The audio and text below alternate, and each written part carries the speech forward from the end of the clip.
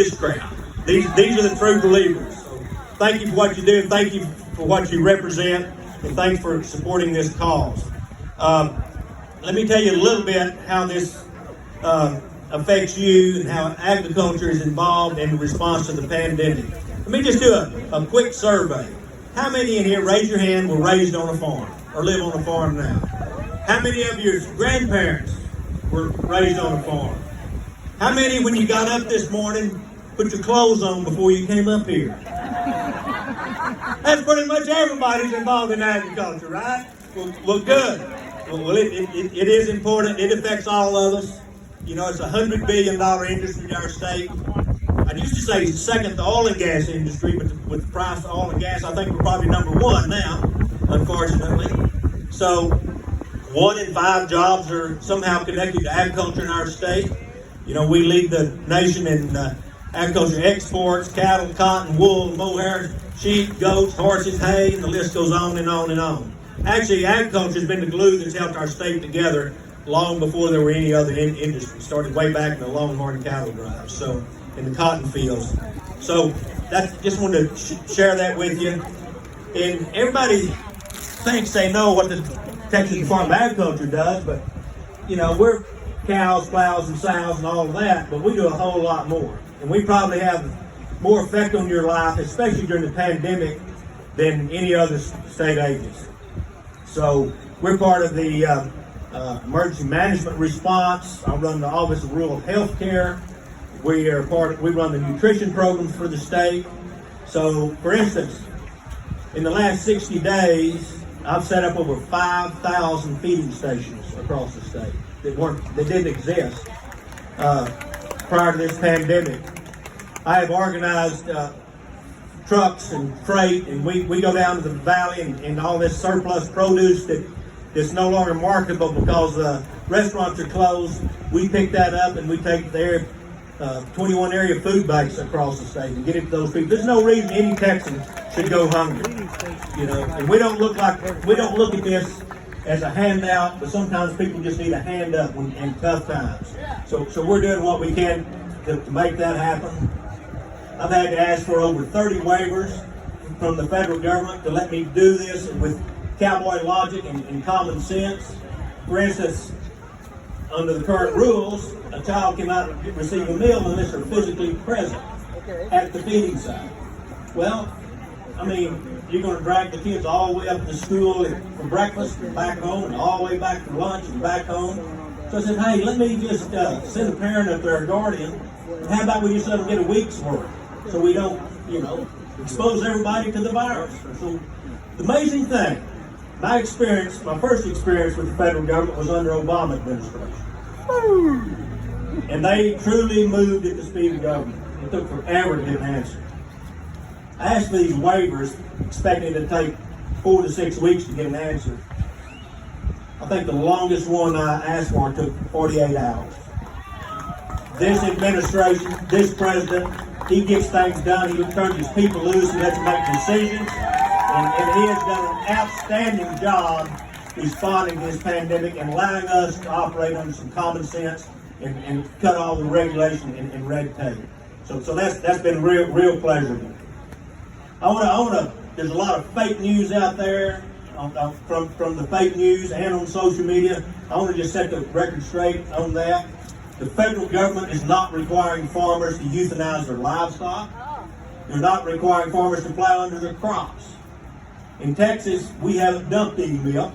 There has been some dumped in the northern states where they produce a lot of cheese because it got backed up because of Mexican food restaurants, the pizzerias, you know, they're all closed.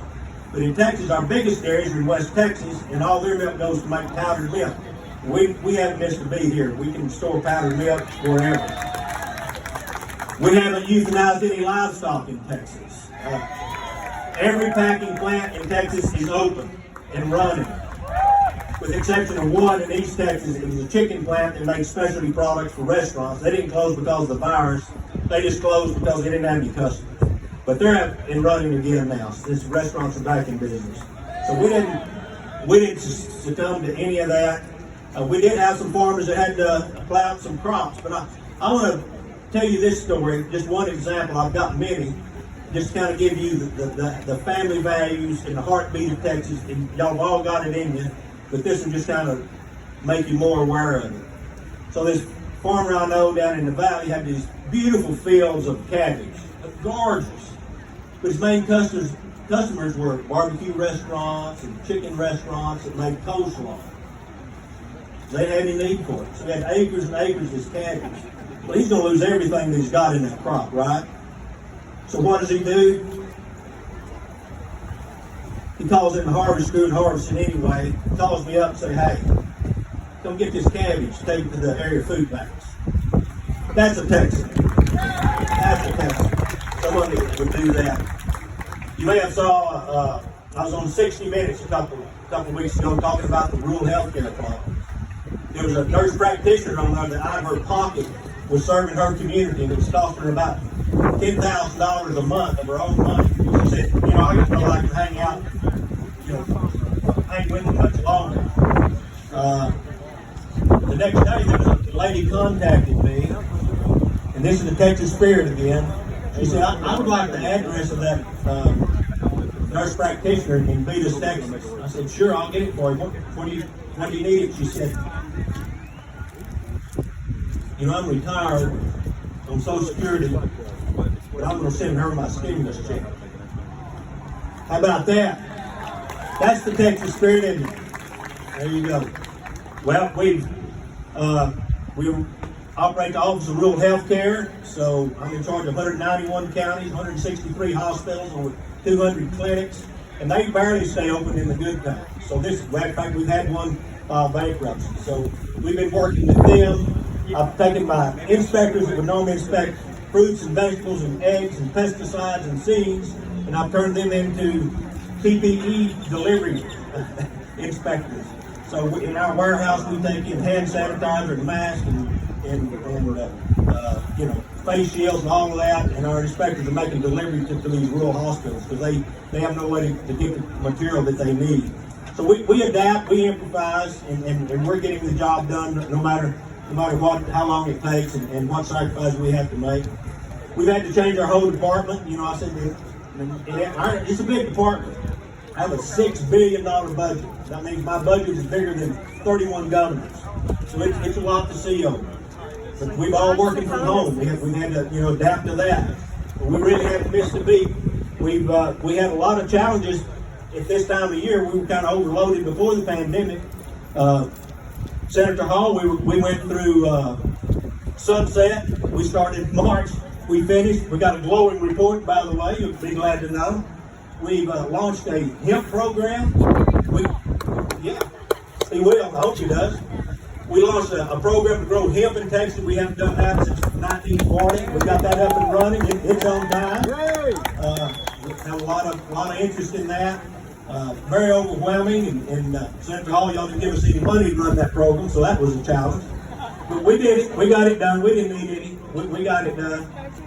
And we launched a brand new TV show. I hope you've seen it. It's called Texas Agriculture Matters, where we promote everything Texas. It's on the RFD TV network. Comes on at 6 p.m. on Tuesdays, or if you're an early riser, you can pick it at 6 a.m. on Fridays.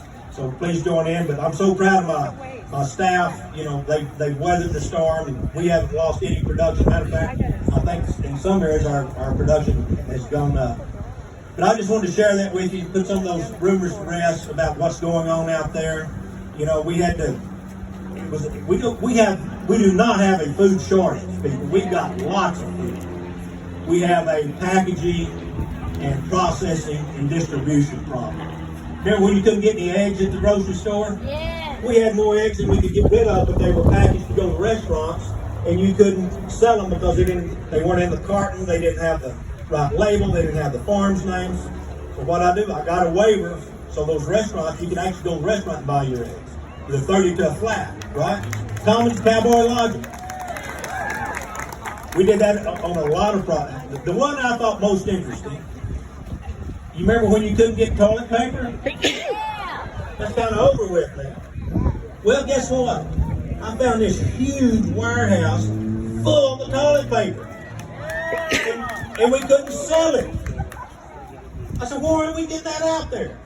They said, well, as Texas law says that all the instructions had to be in English. I said, give me a waiver. We don't need instructions for toilet paper. We all know how to use it, right? So we opened that warehouse. Look, it's all labeled in Spanish, but who cares?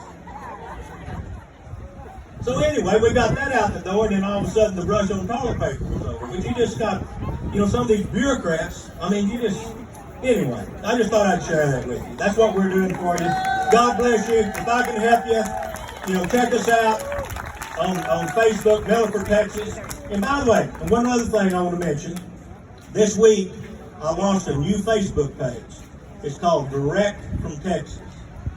If you want to buy half a beef from a farmer, go on there. There's one that will sell it to you. You want to buy farm fresh eggs, you want milk from a dairyman, you want cheese, you want to buy jerky, you've got something to sell, it's a trading post for everything agriculture. If you don't wait on the store and you want it fresh, you want to buy it local, go on there. It's for you. It doesn't cost anything to post or anything. Anyway, God bless y'all. Thank you for what you do. Thank you.